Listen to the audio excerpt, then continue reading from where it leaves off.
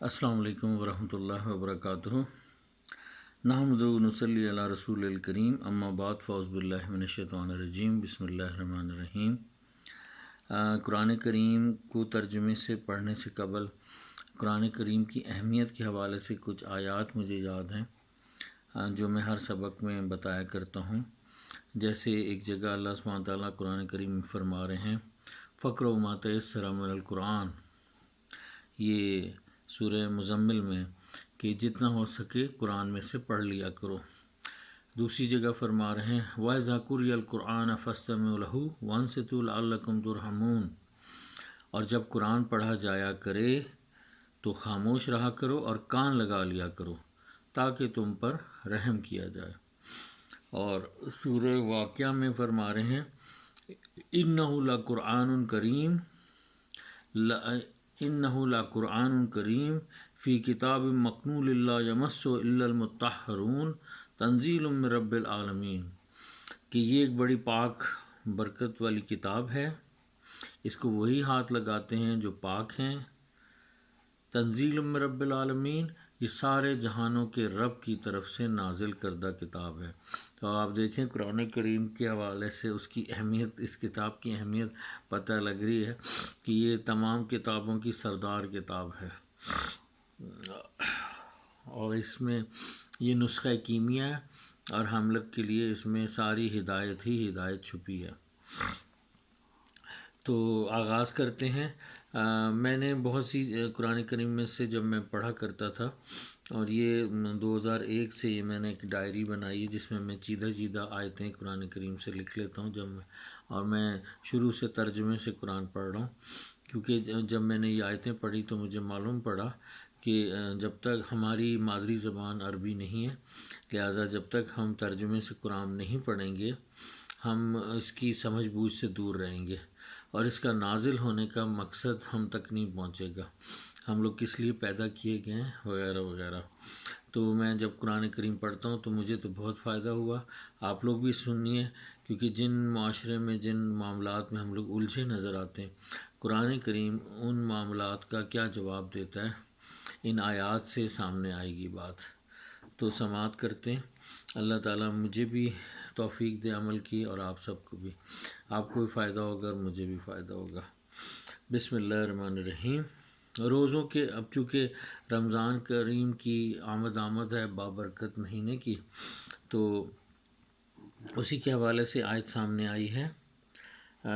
اس میں اللہ سبحانہ تعالیٰ فرما رہے ہیں، یہ ہے جناب عالی سورہ بقرہ کی آیت نمبر ہے 187، اس کا ترجمہ پڑھ رہا ہوں۔ روزوں کی راتوں میں تمہارے لیے اپنی عورتوں کے پاس جانا جائز کر دیا گیا ہے، وہ تمہاری پوشاک ہیں اور تم ان کی پوشاک ہو۔ اللہ کو معلوم ہے کہ تم ان کے پاس جانے سے اپنے حق میں خیانت کرتے تھے، سو اس نے تم پر مہربانی کی اور تمہاری حرکات سے درگزر فرمائی۔ اب تم کو اختیار ہے کہ تم ان سے مباشرت کرو، اور اللہ نے جو چیز تمہارے لیے لکھ رکھی ہے یعنی اولاد، اس کو اللہ سے طلب کرو اور کھاؤ پیو یہاں تک کہ صبح کی سفید دھاری رات کی سیاہ دھاری سے الگ نظر آنے لگے، پھر روزہ رکھ کر رات تک پورا کرو، اور جب تم سجدوں میں اعتکاف بیٹھے ہو تو ان سے مباشرت نہ کرو، یہ اللہ کی حدیں ہیں، ان کے پاس نہ جانا۔ اسی طرح اللہ اپنی آیتیں لوگوں کو سمجھانے کے لیے کھول کھول کر بیان فرماتا ہے تاکہ وہ پرہیزگار بنے۔ سورہ بقرہ آیت نمبر 187۔ دیکھیں سورہ بقرہ کی آیت نمبر 187 میں اللہ سبحانہ تعالیٰ نے رمضان کے حوالے سے سارے آداب بتا دیے، اور قرآن کریم کو بڑا سلیس کر کے اللہ سبحانہ تعالیٰ بتا رہے ہیں کہ ہم نے اسے بیان کیا ہے، لوگوں تک یہ آیتیں بھیجی ہیں تاکہ سمجھنا آسان ہو۔ تو میرے خیال میں ہم نے ابھی جو آیت مبارکہ پڑھی ہے اس کا ترجمہ سیدھا اور صاف سمجھ میں آتی ہیں گفتگو۔ آگے فرما رہے ہیں اے محمد صلی اللہ علیہ وآلہ وسلم، لوگ تم سے نئے چاند کے بارے میں دریافت کرتے ہیں کہ گھٹتا بڑھتا کیوں ہے، کہہ دو وہ لوگوں کے کاموں کی میعادیں اور حج کے وقت معلوم ہونے کا ذریعہ ہے۔ سورہ بقرہ آیت نمبر 189۔ سبحان اللہ۔ ایک اور آیت مبارکہ ہے، اور دین سے گمراہ کرنے کا فساد قتل و خون ریزی سے کہیں بڑھ کر ہے۔ سورہ بقرہ 191۔ اللہ اکبر۔ اللہ سبحانہ تعالیٰ نے کتنا واضح کر دیا کہ دین کو توڑ موڑ کے بتانا یا دین سے گمراہ کرنا لوگوں کو، وہ قتل و خون ریزی سے کہیں بڑھ کر ہے۔ اب آپ ہم جو فرقوں میں بٹے میں ہم لوگ خود سمجھدار ہیں، دیکھ لیں کہ ہم کس سمت جا رہے ہیں، اور اللہ کے رسول صلی اللہ علیہ وسلم نے ہمیں کیا سمت بتا کر دنیا سے تشریف لے گئے۔ بس اس کو بار بار پڑھ لیا کریں تاکہ سیدھے رستے پر رہیں۔ انہوں نے تو خطبہ حجۃ الوداع میں فرمایا تھا کہ شاید اگلے سال اس حج پہ میں تمہارے ساتھ نہ ہوں، تو کچھ باتیں بتائے جاتا ہوں، اسے وہ کیا ہے کہ پلو سے باندھ لو کہ اپنے پیچھے قرآن کریم اور اپنی سنت چھوڑے جا رہا ہوں۔ سنت کیا ہے؟ حضور صلی اللہ علیہ وسلم کا اسوہ حسنہ، ان کی ذات ہی پورا نمونہ ہے، ان کو فالو کریں، قرآن کو فالو کریں۔ یہ دو چیزیں چھوڑ گئے تھے، فرمایا تھا ان کو مضبوطی سے پکڑے رہو گے تو پٹری سے نہیں اترو گے، ان کو نہیں پکڑو گے اور ان کے علاوہ نئے نئے رستے ڈھونڈو گے۔ جیسے سورہ بقرہ میں وہ گائے کا واقعہ، جتنے زیادہ سوال کریں گے اتنا پھنستے چلے جائیں گے، تو اس چیز سے بچنا چاہیے۔ اور آگے فرما رہے ہیں اللہ سبحانہ تعالیٰ، اور کافروں سے اس وقت تک لڑتے رہنا کہ فساد نابود ہو جائے۔ سورہ بقرہ آیت نمبر 213۔ سبحان اللہ۔ اور بعض لوگ ایسے ہیں جو اللہ سے التجا کرتے ہیں کہ اے پروردگار، ہم کو جو دینا ہے دنیا ہی میں عنایت کر۔ ایسے لوگوں کا آخرت میں کچھ حصہ نہیں۔ اور بعضے ایسے ہیں کہ دعا کرتے ہیں کہ پروردگار، ہم کو دنیا میں بھی نعمت عطا فرما اور آخرت میں بھی نعمت بخشیو، اور دوزخ کے عذاب سے محفوظ رکھیو۔ یہی لوگ ہیں جن کے لیے ان کے کاموں کا حصہ یعنی اجر نیک تیار ہے۔ سورہ بقرہ آیت نمبر 202۔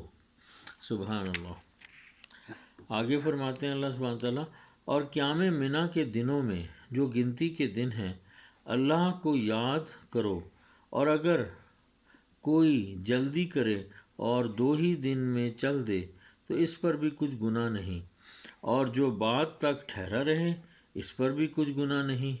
یہ باتیں ان کے لیے ہیں جو اللہ سے ڈریں، اور تم لوگ اللہ سے ڈرتے رہو اور جان رکھو کہ تم سب اسی کے پاس جمع کیے جاؤ گے۔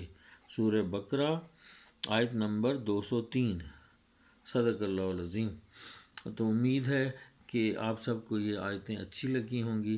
اس میں ہمارے معاشرے کے بہت سے الجھے ہوئے مسائل کا اللہ تعالیٰ نے جواب دیا ہے، اور یہ بڑا سلیس قرآن ہے۔ اس کو ترجمے سے، اچھے ترجمے سے پڑھا کریں، جس نے اچھا ترجمہ۔ مجھے ایک قرآن کریم بہت چھوٹی عمر میں امی کے زمانے میں ملا تھا، جو اب میری بہن کے پاس ہے، اور وہ قرآن ہی سے میں نے ترجمہ لکھا تھا۔ کیا ان کے مترجم جو ہیں شیخ الہند مولانا محمود الحسن صاحب، سبحان اللہ، اور بہت سلیس زبان میں، سمجھ آنے والی زبان میں انہوں نے ترجمہ کیا۔ یہ انہی سے میں لکھا کرتا تھا اس ڈائری میں، دیکھ رہے ہیں۔ تو یہ 2001 کی ڈائری ہے اور آج تک میرے پاس ہے، سبحان اللہ۔ تو آگے بھی آئندہ کے اسباق میں بھی بہت سی آیتیں ہیں، آپ کو پڑھ کر سناؤں گا۔ تو آج کا سبق یہیں خاتمہ کرتے ہیں۔ وآخر دعوانا ان الحمد للہ رب العالمین۔ اجیب دعوت الداعی اذا دعان فلیستجیبوا لی ولیؤمنوا بی لعلہم یرشدون۔ ان ربی لسمیع الدعاء ان ربی قریب مجیب۔ رب اغفر وارحم وانت ارحم الراحمین وانت خیر الغافرین وانت خیر الرازقین وانت خیر الوارثین وانت خیر المنزلین بیدیک الخیر وکل شیء قدیر۔ ربنا آتنا فی الدنیا حسنۃ وفی الآخرۃ حسنۃ وقنا عذاب النار۔ ربنا هب لنا من ازواجنا وذرياتنا قرۃ اعین واجعلنا للمتقین اماما۔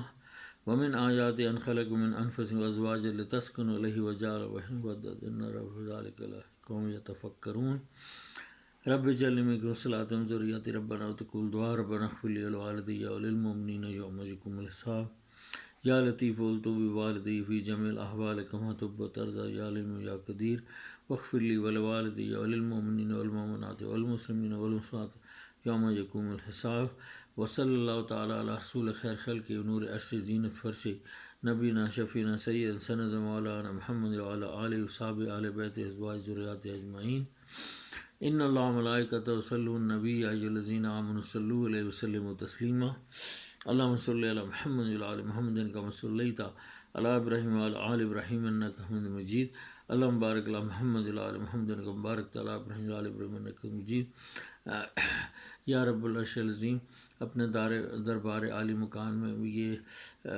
جو ہم لوگ نے ترجمہ سنا اور پڑھا اور اس میں جہاں خطا ہوئی معاف کرتے ہوئے قبول و معروف کیجیے اور اس کے فضائل و برکات مجھ کو بھی اور سننے والوں کو بھی عطا فرمائیے اور سیدھا رستہ چلائیے ان لوگوں کے راستے پر جن پر آپ کا انعام ہوا اور ان لوگوں کے راستے پر مت چلائیے جن سے آپ خفا ہوئے وآخر دعوانا ان الحمد للہ رب العالمین سبحان ربک رب العزت عما یصفون وسلام علی المرسلین والحمد للہ رب العالمین۔ السلام علیکم ورحمۃ اللہ۔